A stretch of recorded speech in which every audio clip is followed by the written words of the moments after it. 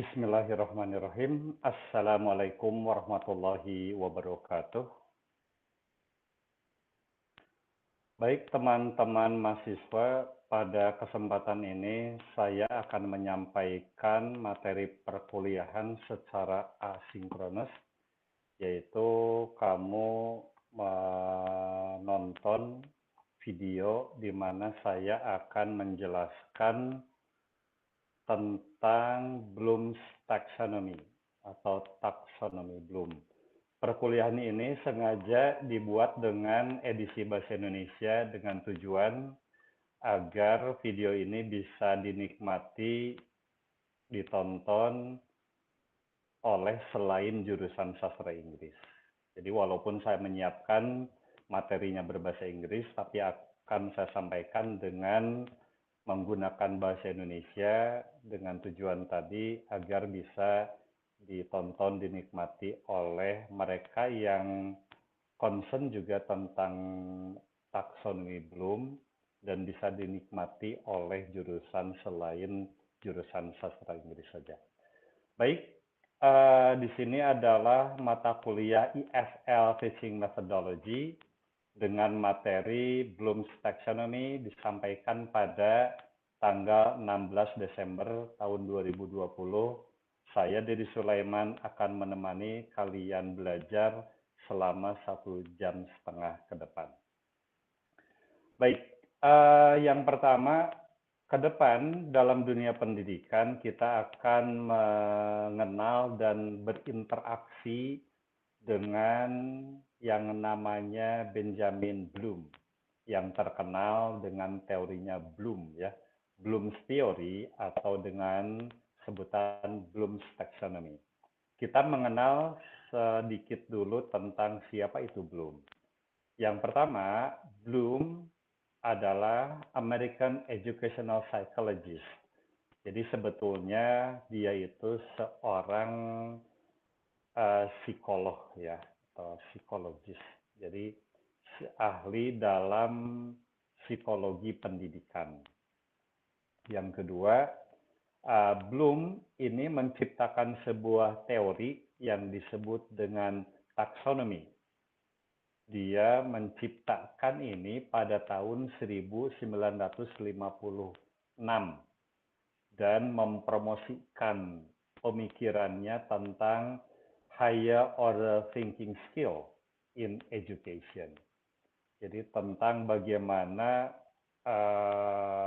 taksonomi atau klasifikasi untuk higher order thinking dalam pendidikan.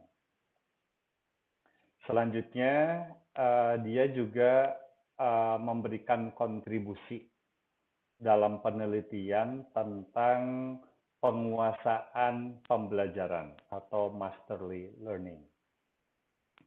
Nah, di dalamnya itu bahwa para mahasiswa itu diajarkan berdasarkan penguasaan level-levelnya. Kemudian para siswa atau mahasiswa juga itu dinilai. Selanjutnya, para siswa atau mahasiswa itu diberikan kesempatan untuk menguasai pembelajaran dengan tugas-tugas yang menantang. Kemudian pembelajaran ini atau taksonomi ini berfokus kepada proses, bukan isi. Baik, apa sih yang disebut dengan taksonomi Bloom? Ya, taksonomi itu istilahnya sama dengan klasifikasi, tentang klasifikasi pembelajaran, tentang level-level, baik itu kata kerja, penugasan, pertanyaan, berdasarkan level berpikir. Ya. Nah, Bloom itu mengklasifikasikan cara berpikir dari mulai yang terendah sampai yang tersulit atau disebut dengan higher order thinking skill. Ada yang menyebutnya dengan higher order thinking, ada yang menyebutnya juga dengan higher order skills, atau yang lengkapnya higher order thinking skill. Kemudian istilah ini atau leveling dari taksonomi Bloom yang diciptakan pada tahun 1956 itu direvisi atau diupdate pada tahun 1990-an. Nah, ini kita tahu di sini ada istilah-istilah yang asli yang ditemukan oleh Bloom pada tahun 1956, mulai dari yang terendah yaitu knowledge, kemudian comprehension, application, analysis, synthesis, and evaluation. Jadi di sini itu mulai dari yang terendah sampai yang tertinggi, evaluation. Nah, pada istilah yang baru, Bloom dengan mahasiswanya yaitu kemudian berkolaborasi menciptakan istilah yang baru ya.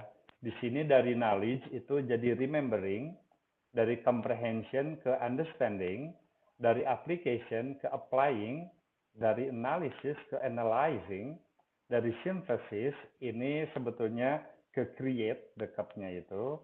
Nah, evaluation itu evaluating. Sehingga ke depan sebetulnya yang terbaru dan penjelasan saya selanjutnya itu akan menggunakan istilah baru yaitu remembering, understanding, applying, analyzing, evaluating, sama creating. Nah, istilah-istilah ini sebetulnya sudah mapan di dunia pendidikan. Mungkin kita di dunia sastra, karena kita di jurusan sastra Inggris, kita tidak terlalu mengenal banyak tentang leveling ini. Ini sangat penting bagi kita karena kalau kita sudah menguasai dari mulai listening kita, speaking, reading, writing, dalam hal kita menyampaikan materi itu, kita bisa berdasarkan pada higher order thinking nanti di atas, dimulai dari yang terendah, yaitu remembering, understanding, applying, analyzing, evaluating, sama creating. Sehingga ketika saya menilai ujian tengah semester kalian, banyak yang membuat silabusnya itu to understand, to understand. Banyak sekali to understand ini baru pada tingkat lower order thinking ya. Understand itu lower. Kalau sudah bisa ke applying, analyzing, bahkan create itu yang paling tinggi, baru itu disebut dengan higher order thinking skill. Nah, namun di sini sesuai dengan level proficiency ya. Mulai misalnya kalau kalian mengajar di TK, di playgroup bahasa Inggris, atau misalnya berbasis komunitas di lingkungan rumah kita, itu memang bagaimanapun tetap harus dari remembering, understanding, mungkin sampai di applying ya. Karena kalau sudah analyzing itu sudah di tingkat bisa jadi SMP ada, SMA. Nah, kalau perguruan tinggi itu memang harus banyak di setelah applying, analyzing, evaluating, sampai creating. Karena remembering, understanding itu masih banyak di pendidikan dasar menengah. Baik, selanjutnya makanya kita akan membahas di sini ya, classification-nya itu. Yang pertama remembering, understanding. Di sini bentuknya itu seperti piramid karena di sini tuh yang banyak, lebih sedikit, setengah, lebih sedikit lagi, lebih mengkerucut sampai ke creating.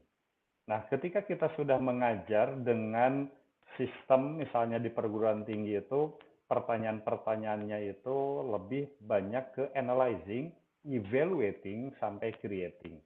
Di sini tandanya itu panah ke atas, itu lebih atas itu berarti memang lebih tinggi tingkatannya ya. Baik, kita akan mengenal tingkatan ini ya. 1 remembering, 2 understanding, 3 applying, 4 analyzing, 5 evaluating, dan 6 creating.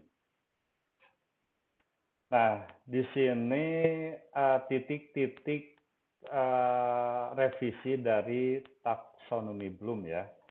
Di sini remembering itu recalling information. beberapa kata kerja yang terkait dengan remembering itu bisa dengan recognizing, listing, describing, retrieving, naming, finding.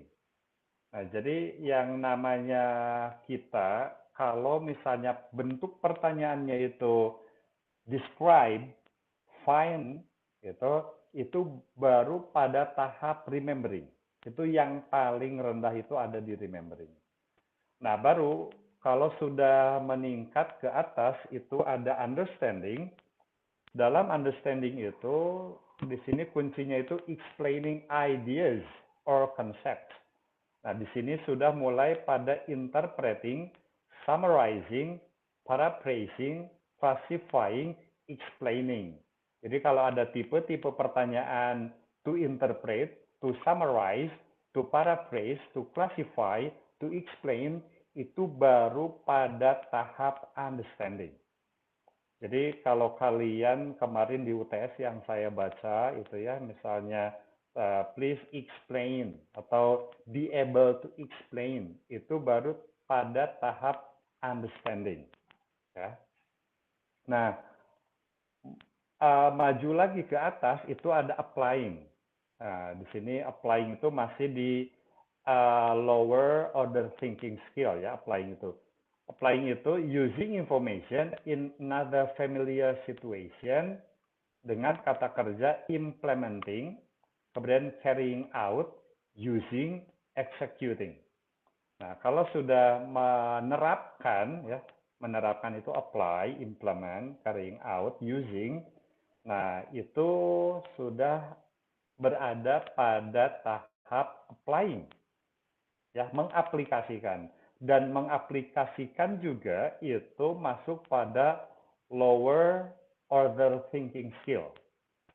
Nah, kita harus tahu kalau nanti kalian ada yang jadi instruktur, jadi tutor, kemudian pembelajaran di andragogi, itu termasuk salah satunya mahasiswa, itu harus ada di 3 tahap ini.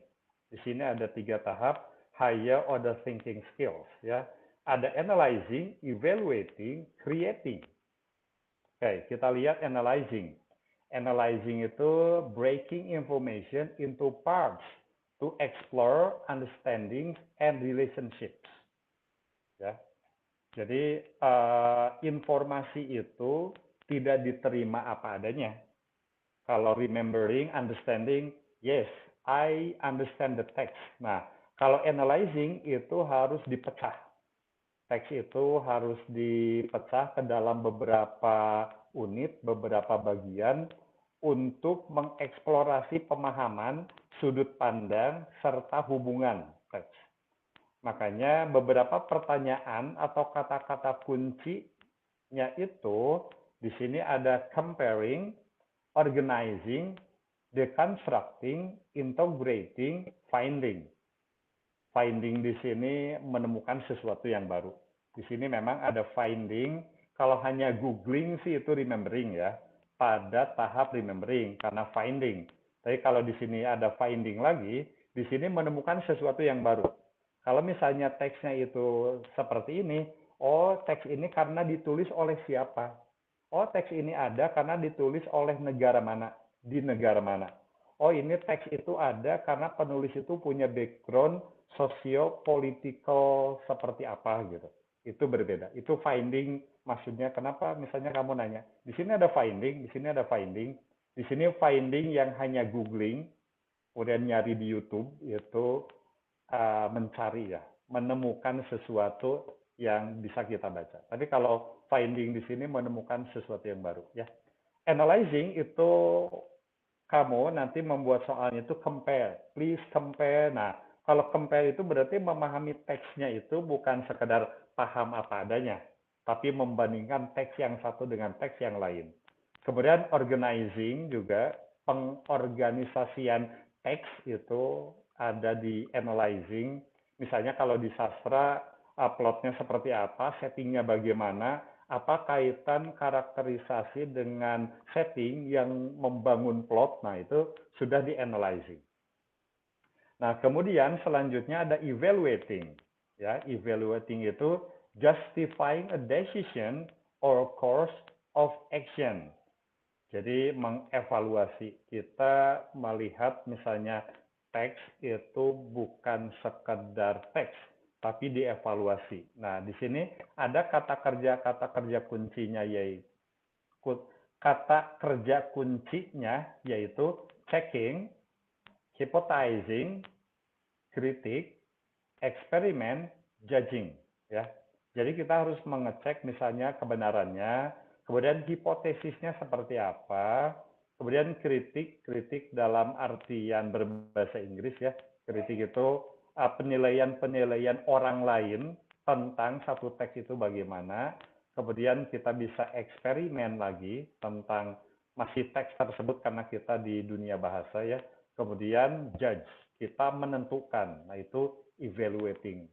Bisa berurutan atau ini adalah sejajar, mengecek dulu seperti apa hipotesisnya, kemudian penilaian teks-teks yang lain tentang teks tersebut, kemudian mengadakan eksperimen juga itu masuk pada evaluating, kemudian kita menjudge bahwa sesuatu adalah seperti ini. Nah, di tingkat mahasiswa ini kan harus lebih banyak diberikan tentang evaluating. Jadi tidak hanya to understand, to remember, atau to apply, tapi bisa to evaluate. Apalagi kita dalam hal mahasiswa dituntut untuk jadi seorang pemimpin, itu evaluating itu wajib dimiliki setiap mahasiswa, karena kita harus mengecek dulu apakah itu spoken text atau written text, kemudian hipotesis seperti apa sampai kita judging. Dan yang terakhir itu adalah creating. Ya, creating itu di sini generating new ideas, products, or ways of viewing things.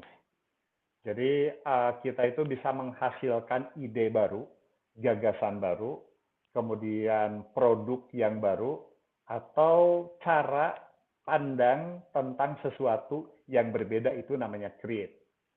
Dalam satu sesi di perkuliahan mana ya tentang create, saya menjelaskan create itu sebagai verb. Kemudian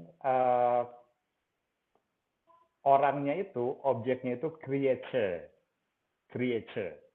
Kemudian yang menciptakannya, subjeknya itu creator. Kemudian ada verbnya create, kata sifatnya itu creative. Nah, jadi kalau kita melihat bahwa Allah itu pencipta, create, ya bukan make, membuat, tapi create. Allah itu create. Allah is the creator. Kemudian verbnya create, kemudian menciptakan objeknya itu manusia, salah satunya itu creature. Nah, jadi salah satu dan satu-satunya sifat yang menurun dari sang pencipta kita terhadap kita, salah satu makhluknya itu adalah kreatif. Jadi kita harus kreatif. Mahasiswa yang lulus itu dengan higher order thinking itu create something new. Termasuk pembelajaran kita membuat skripsi itu adalah create. Bagaimana kita bisa banyak membaca buku, membaca jurnal, dan sumber yang lainnya, kita itu bisa menciptakan sesuatu yang baru. Create. Ya. Jadi kita harus kreatif. Itu creating. Nah, saya ulangi lagi bahwa 3 ini, higher order thinking skills, itu ada di analyzing, evaluating, creating. Di tingkat pembelajaran andragogi, mahasiswa itu harus banyak di analyzing, evaluating, dan creating. Nah, selanjutnya kita di sini ya, tentang remembering, understanding, applying, analyzing, evaluating, dan creating itu punya kalimat-kalimat kunci lah ya. Kalimat kunci ini, misalnya di sini kalau remembering itu, I can remember the facts about the information. Itu di tingkat pertama, lower order thinking skills. Kemudian kalau pada tahap understand, pemahaman, itu di sini I can explain the ideas in the information. I can explain. Jadi kalau misalnya pertanyaan-pertanyaan kita dalam soal-soal, dalam membuat soal berbahasa Inggris, can you explain would you explain, itu baru pada tahap understanding. Nah, di tahap applying, di sini kalimat kuncinya itu I can use the information in new way. Ya, itu applying. Jadi kalau misalnya kamu banyak paham di dunia sastra, banyak novel, cerpen yang kamu baca, terus kamu berpikir, oh ternyata perilaku orang itu seperti ini ya, gitu. Makanya ada teori-teori tentang karakter, bahwa karakter itu berbeda-beda, ada yang seperti apa, ada yang seperti apa. Kamu itu bisa melihat dunia dengan cara baru, itu bisa apply. Nah, kalau di tingkat analyzing, itu I can break down the information to understand it better. Jadi kalau misalnya bisa ini misalnya dipecah kalimatnya, subjeknya, objeknya, ada yang nominalisasi misalnya. Kalau kamu ada di mata kuliah SFL, itu pemecahan kalimat-kalimat, ini bermakna apa, ya ada yang proses, ada yang mental, ada yang apa. Nah, itu berarti sudah analyzing the text. Jadi teksnya itu bukan sekedar, ya saya paham teksnya ini, tapi bisa dipecah, dan memahaminya dengan lebih baik. Itu analyzing namanya. Nah, di evaluating, kita punya I can say what I think about the information and back up my opinion. Jadi kamu itu bisa setuju, tidak setuju, atau misalnya kalau setuju karena ada beberapa teks yang mendukung dari bacaan-bacaan kamu, berarti you can back up your opinion. Jadi berbagai hal, evaluate. Jadi teks ini tidak mandiri, teks ini ada sebelumnya, teks ini diciptakan karena kondisi seperti ini, itu sudah evaluate. Jadi tidak menilai teks apa adanya. Dan di terakhir, creating itu I can use the information to build new ideas. Itu yang paling penting. Dalam create itu, jadi ada teks, ada teks, ada teks, ada teks. Kita mampu nggak menciptakan sesuatu yang baru? Kalau kita mampu, nah itu kamu sudah lulus di higher order thinking skills. Karena kita mampu menciptakan ide yang baru, gagasan yang baru. Baik, nah di sini ada kata-kata kunci untuk pertanyaan ya. Jadi karena kita di EFL Teaching Methodology itu ada cara membuat soal. Nah, di sini kalau remembering itu ada dengan what were, who spoke to. Can you identify, select, picture yang mana gitu. Why did, titik-titik, what did, who did, when did, how would you explain ya, or describe, show. What was it? What was it that? Kemudian what is, how many, what happens before, after, itu sequencing, itu remembering ya di tingkat yang paling rendah. Kemudian ke understanding itu misalnya how could you explain what is happening and why? Itu dalam sebuah teks. Kemudian what facts or ideas or words show titik-titik. Kemudian, what examples could you give of? Can you clarify what it means by titik-titik? What do you think? Kemudian, what do you think could have happened next? Nah, itu berpikir aja, what do you think could have happened next? Itu baru memahami teks ya. How would you explain? How would you say? Tell in your own words. Itu baru pada tahap understand ya. Masih di lower order thinking skill. Nah, ini berada di tengah sebelum kita masuk ke higher order thinking skill, applying. Applying seperti yang tadi dijelaskan, berarti from the information given, can you develop a set of instruction about titik-titik? Gitu. Kemudian, how would you use, misalnya, how would you use books? How would you use laptop? How would you use computer, PC? Itu bagaimana menggunakan itu kan applying. Kemudian di sini ada which factors would you change if? Itu udah kitanya harus berpikir, mengaplikasikan. Kemudian what questions would you ask? Kemudian do you know of another instance where? What examples can you find to solve the problems? Probably. How would you explain what is happening and why? What facts would you choose to show? Kemudian ada how or why is an example of Nah, itu juga sudah mulai ini ya, tengah-tengah applying itu bisa mengaplikasikan kata, ide, gagasan terhadap dunia yang baru. Itu baru applying. Masih di lower order thinking skill. Nah, baru di sini sudah pada tahap higher order thinking skill. Nah, pembelajaran andragogi mahasiswa ke atas itu harus mencakup ini, analyzing. Misalnya, how would you group, sort, classify, categorize? Nah, mulai kita menganalisis. Misalnya kalau dalam sebuah teks ada berapa kata sifat nih yang dikeluarkan oleh tokoh ini dalam cerpen apa. Itu kan kitanya sudah menganalisis kata sifat yang keluar dari seorang tokoh dalam sebuah cerpen, itu sudah menganalisis. Kemudian, what conclusion could you make? Itu menganalisis ya. Biasanya kalau dalam teks kan ada introductory sentence misalnya, ada supporting sentences, kemudian ada concluding remark, itu sudah ada. Nah, kalau di sini ada teks yang pertanyaannya itu, what conclusions could you make? Wah, kita harus menganalisis.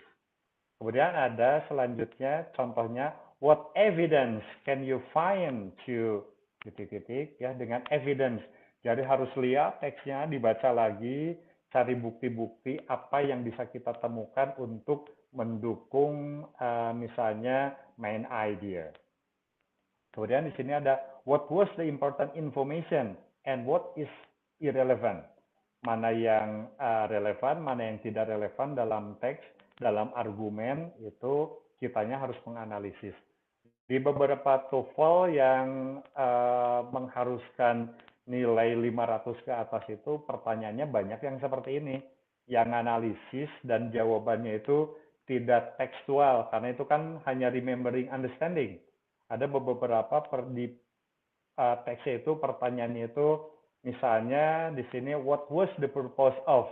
Itu kan bisa jadi teksnya itu harus link ke beberapa, tidak langsung ada di teks seperti itu. Kemudian which things were facts and which were opinions. Jadi kita harus menemukan mana yang berupa fakta, mana yang berupa gagasan atau ide ya, atau pendapat. Nah, mana pendapat, mana fakta, itu juga pertanyaan yang sulit. Di beberapa yang reading dengan TOEFL 500 ke atas itu pertanyaannya sudah seperti ini. What is the relationship between? Nah, gitu ya. But then what patterns can you see in the first paragraph, in the whole paragraph misalnya. Kemudian, which events could or could not have happened? Nah, jadi itu menganalisis kalau ada teks seperti apa yang terjadi, apa yang tidak akan terjadi, gitu ya. Itu pada tahap analyzing. Selanjutnya, sebelum terakhir di creating, ada evaluating. Ini yang paling penting sebelum tahap yang paling ujung, yaitu create. Evaluating. Misalnya di sini pertanyaannya, what is your opinion of? Ya, itu kan kitanya dipinta gagasan, karena itu harus evaluate dan terkait dengan keberadaan otak kita, pengetahuan kita. Kamu berpendapat itu bukan sekedar kata-kata dan itu jadi sebuah jawaban, tapi itu mencerminkan pengetahuan kita. Ya, orang nanya pendapat itu, jawabannya itu mencerminkan berapa buku yang kita baca, berapa teks yang interrelation di otak kita. Kemudian, what are the alternatives? Ya, ini kita akan exhaust ya. Kalau misalnya kita akan diciptakan sebagai bagian dari pimpinan, itu mahasiswa setelah lulus jadi sarjana itu suatu saat kamu ada yang jadi ketua yayasan, saya bilang, ada yang jadi kepala sekolah, ada yang mimpin di berbagai instansi, itu what are the alternatives? Itu harus terbiasa dengan teks-teks yang terkait dengan evaluating. Why is ya di sini of value. What are the pros and cons ya. Jadi mana teks yang pro ke sini, mana yang kontra ke sini, itu juga evaluating our ideas. Ya, itu bacaan-bacaan kita itu akan sangat terikat dan bisa menjawab, oh ini pro ke sini, ini kontra ke sini. Nah, menjawab pro dan kontra juga terkait dengan pengetahuan kita, keterbacaan kita. Kemudian what is the importance of, ya, what are the consequences? Ini juga important. Consequences itu terkait dengan evaluating dan itu akan memacu otak kita untuk berpikir dengan tajam.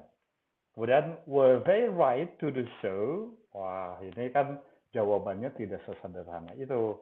Why did they choose apa gitu ya?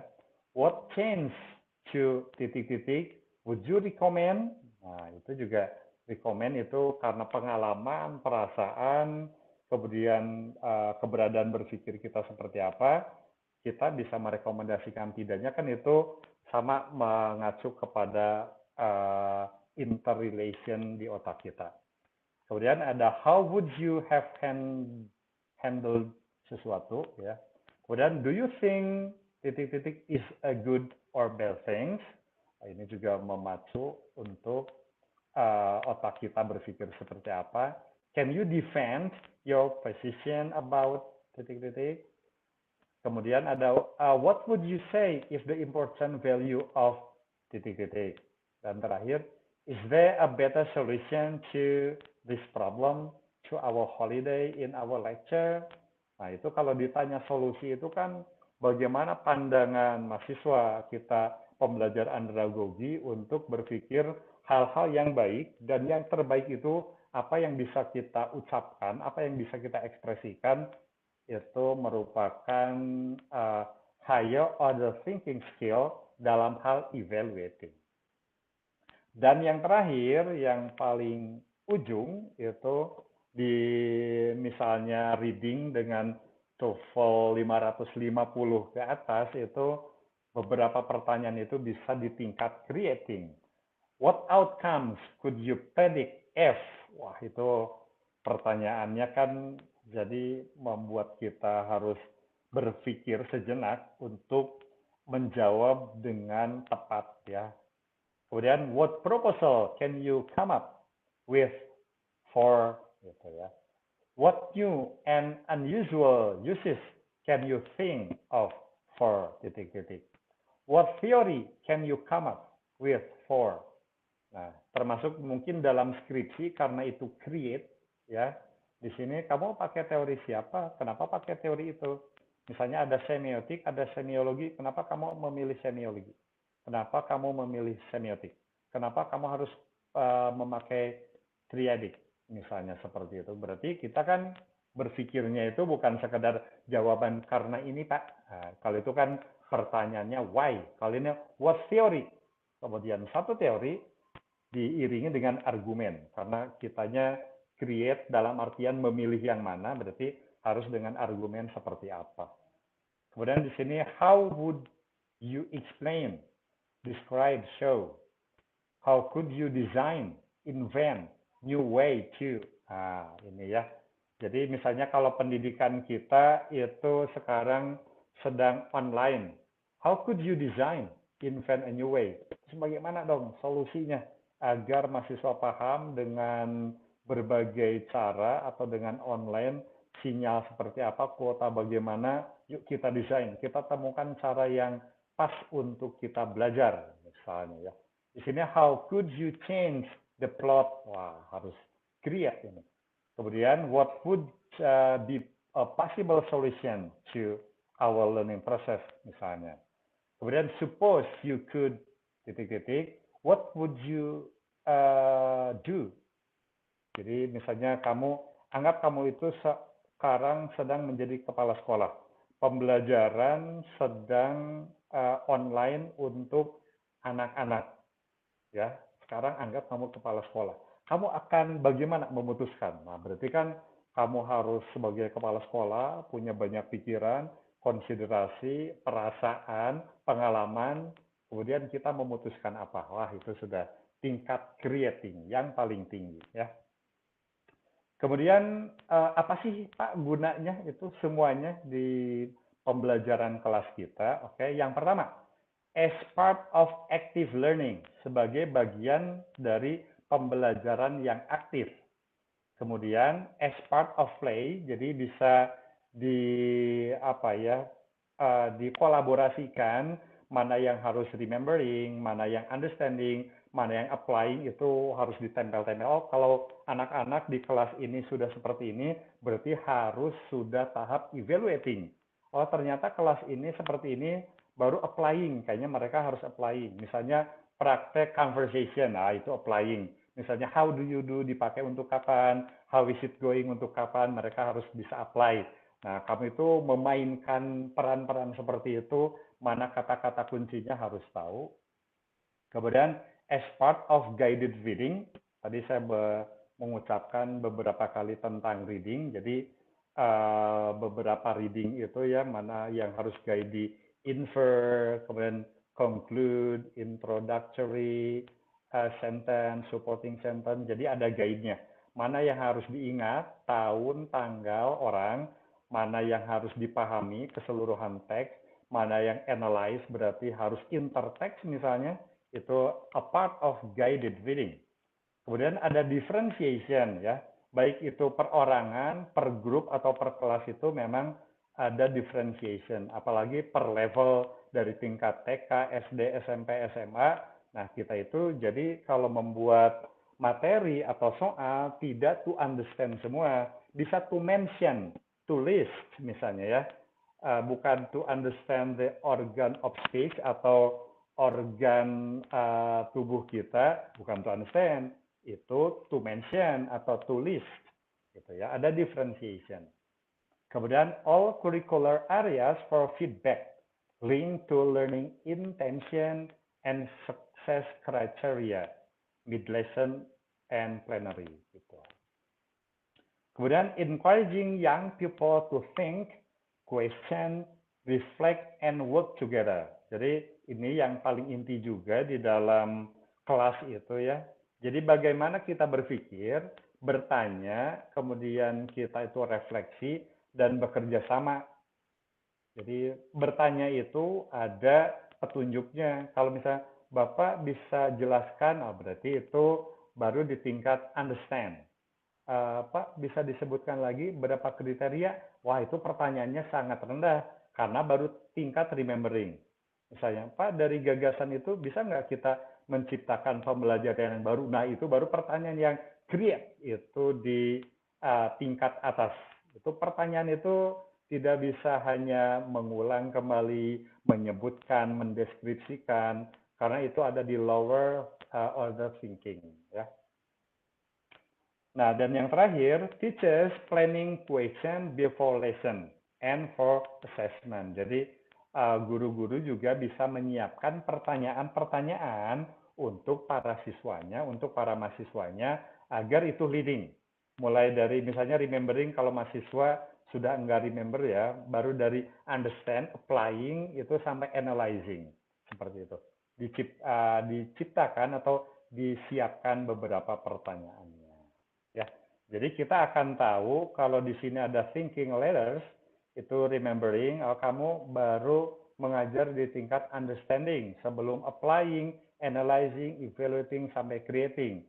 Misalnya kamu ngajar itu ada di tingkat analyzing, karena mengajarkan tentang sebuah teks, baik itu cerpen atau novel, itu tidak di-understand, tidak memahami isinya, tapi analyzing, kaitan antara plot setting dengan karakter misalnya, kenapa karakternya hanya ada 2 saja, kenapa plotnya itu seperti ini, settingnya bagaimana sehingga mempengaruhi plot yang seperti apa, itu sudah analyzing. Ya, di sini higher order thinking itu dari kuning ke orange ke merah. Baik, di sini ada skill for learning ya, Bloom taxonomy. Nah, di sini yang paling penting bagi kalian itu memahami tentang kata kerja yang ada dalam level di taksonomi Bloom untuk materi kita dan materi pertanyaan. Ya. Jadi di remembering ini, kata kerja kuncinya itu ada list, ada memorize, choose, recite, quote, record, match, select, underline, cite, relate, sort, show, locate, give an example, reproduce, quote, repeat, label, recall, outline. Nah, itu baru pada tahap remembering. Kalau sudah pada tahap understanding, materi kita yang akan disertai dengan pertanyaannya itu masuk pada report, recognize, review, describe, observe, outline, interpret, explain, identify, discuss, research, annotate, translate, give examples, define. Nah, itu ada pada tahap understand. Jadi kamu jangan to understand saja kata kerjanya, to report, ya, to review, kemudian to describe, to annotate, to discuss. Nah, itu understanding. Nah, pada tahap applying, kita punya kata kerja kunci translate, illustrate, make, practice, manipulate, calculate, apply, operate, exhibit, interpret, interview, sequence, show, solve, collect, demonstrate, dramatize, use, adapt, draw, construct. Nah, jadi kalau misalnya ada pertanyaan dengan kata kunci, how could you demonstrate? How could you construct? Nah, itu sudah pada tahap apply. Pertanyaan-pertanyaan yang sudah bisa meninggalkan lower order thinking skill. Ya, operate. Can you operate camera? Misalnya dibuka dulu, dipencet apanya itu, kan sudah apply. Ya.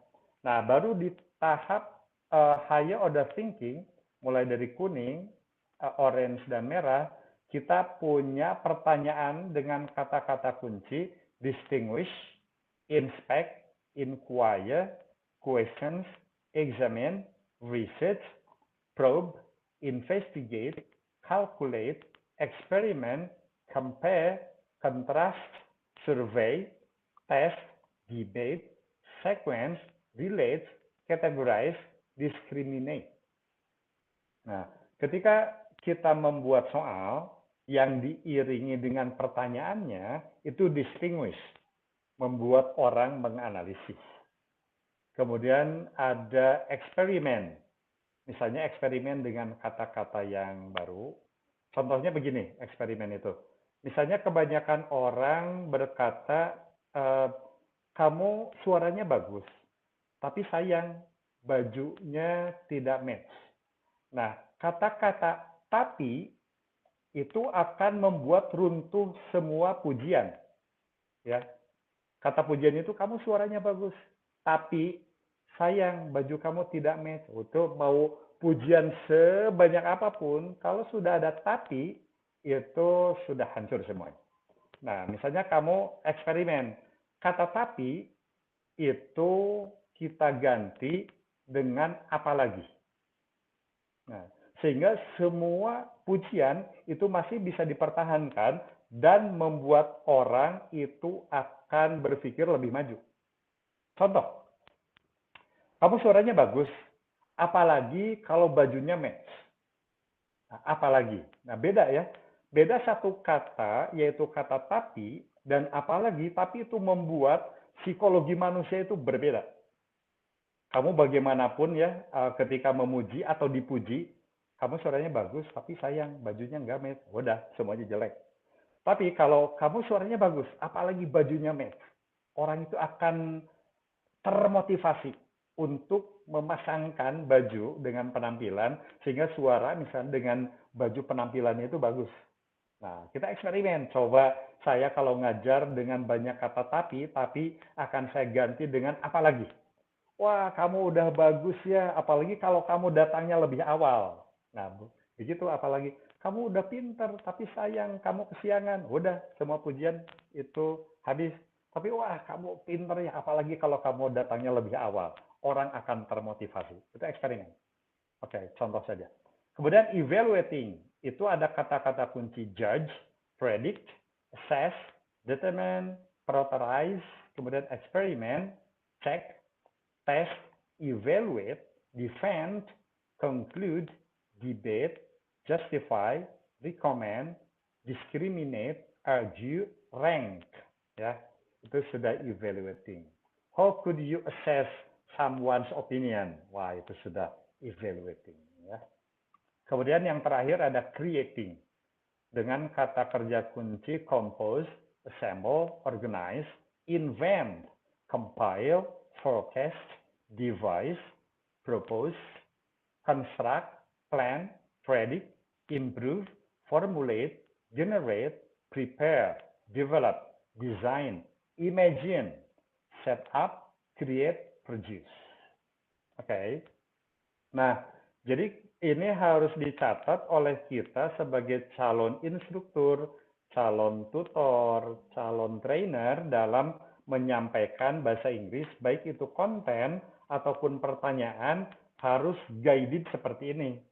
Mulai dari remembering, understanding, applying, analyzing, evaluating, sampai di creating. Jadi dari beberapa hasil UTS kamu membuat silabus kan masih banyak yang to understand ya, banyak to understand, to explain, to know. Nah, sekarang kamu udah banyak kata kerja kunci. Ya, mau di mana kamu membuat teks sekaligus dengan pertanyaannya. Ya, ini tolong dicatat. Kalau ini videonya mengalir, nanti kamu bisa saya berikan untuk PowerPoint-nya. Nah, sebelum ini menjelang beberapa slide terakhir, bagaimana kita menghubungkannya dengan kurikulum? Yang pertama, use to inform the experiences and outcomes in curriculum for excellence. Ya, kemudian yang kedua, critical thinking and problem solving. Jadi nggak mungkin pertanyaan-pertanyaan to mention, to list, to describe itu bisa menjadi problem solving, itu nggak mungkin. Harus ada to assess, to evaluate, to predict. Nah, baru ada critical thinking, dan yang paling penting itu problem solving. Kadang orang tidak membaca penuh secara komprehensif, beres di critical thinking. Kalau saya termasuk orang yang mengikuti sunnah Rasul, tidak di critical thinking. Hidup kita itu tidak cukup di critical thinking, tapi problem solving. Di beberapa hadis Nabi itu ketika ditemukan banyak masalah yang ada, Rasulullah itu langsung problem solving. Problem solving. Jadi memang di tingkat yang tinggi mungkin di mahasiswa itu ada mata kuliahnya juga critical reading, critical thinking. Critical itu sayang kalau tidak diikuti dengan problem solving. Jadi kalau ada critical thinking itu sampai di kritik ya, critical. Jadi kalau dalam sastra ada di puncak climax, belum resolution. Nah, kita nggak bisa itu di climax, harus ada resolution. Harus ada resolution. Itu yang disebut dengan problem solving. Jadi kalau kita misalnya ada suatu hal, ada teks misalnya, kita sudah sampai pada critical reading, critical thinking, seperti ini, seperti ini, seperti ini. So what? Ya pokoknya ini begini, itu nggak bisa. Solusinya itu harus ada. Sehingga kalau misalnya dalam beberapa diskusi itu silakan berpikir kritis, ya critical thinking, tapi diikuti dengan problem solving. Diskusi kita itu dengan critical thinking diikuti dengan problem solving. Itu yang paling keren. Kemudian skills for learning, life and work. Ya, jadi dalam pembelajaran kaitannya dengan kehidupan dan pekerjaan kita, atau untuk pembelajaran aja, untuk hidup, untuk bekerja, itu sama. Kata kuncinya di leveling, mulai dari remembering sampai creating. Kemudian ada debating skills, ya, dan terakhir ada digital learning. Oke. Kemudian ada higher order thinking skill, itu bisa membuat orang, para siswa kita itu mastery of basic skills of literacy and numeracy. Kemudian ada ability to work with others, itu yang paling penting, karena pinter itu tidak sendiri. Beberapa survei itu membuktikan bahwa orang pinter itu kepakainya berapa persen. Tapi orang yang bisa bekerja sama itu hasilnya tinggi, dan itu sudah disabdakan Rasulullah juga, bahwa silaturahim itu bisa memperbanyak rezeki, maksudnya kerjaannya lancar, bisa kemana-mana. Kamu bayangkan bahwa misalnya Gojek atau Grab itu kan link-linknya itu, address-nya itu ada Google-nya, ada map-nya, ada yang tukang ojeknya, ada penumpangnya, ada misalnya yang dagangnya, ada yang nganternya, itu semuanya link. Jadi ability to work with others, ya. Kemudian ada ability to cope with change, ya. Bahwa pendidikan adalah perubahan. Tidak ada yang berubah selain perubahan itu sendiri. Segala sesuatu itu akan berubah menurut waktu. Dulu saya diajarkan dengan chalk and blackboard. Saya mengajar dengan board marker dan whiteboard. Sekarang sudah terakhir di infocus dan screen. Sekarang malah ada di kamera, ada di HP, gitu ya. Itu perubahan. Pendidikan itu perubahan. Kemudian well-developed verbal skills. Jadi kalau bertanya itu melihat mana yang klasifikasi dari remembering, understanding, sampai creating. Orang itu akan bisa dilihat dari pertanyaan dan cara jawab. Bahkan mungkin ketika interview itu kasih persoalan, mereka bisa berpikir di tingkat mana nih, apakah di analyzing, apa evaluating, atau ada creating. Itu bisa terjadi seperti itu. Kemudian ada decision making and problem solving skills. Ini yang paling penting karena mahasiswa ketika sudah lulus itu harus bisa menjadi decision maker yang baik. Jadi problem solver yang baik. Baik, ini adalah saya kutip dari sumber ya. Yang namanya remembering itu kegiatannya itu ada bookmarking, copying, highlighting, searching, ya. Itu baru di tingkat lower. Kemudian understanding itu journaling, menulis jurnal harian, ada tweeting, ada tagging, subscribing itu pada tingkat understand. Baru kalau sudah applying itu calculating, kemudian charting, applying ya itu, kemudian editing ya, ada uploading, itu sudah di applying. Baru di tingkat analyzing itu ada mind map. Kemudian ada survey, ada linking, kemudian ada validating. Di evaluation atau evaluating itu ada grading, menilai ya, kemudian ada testing, ada posting, ada moderating gitu ya. Jadi menjadi moderator itu bukan sekedar jadi moderator, ada pembicara, ada audiens, itu berpikir moderator itu evaluate.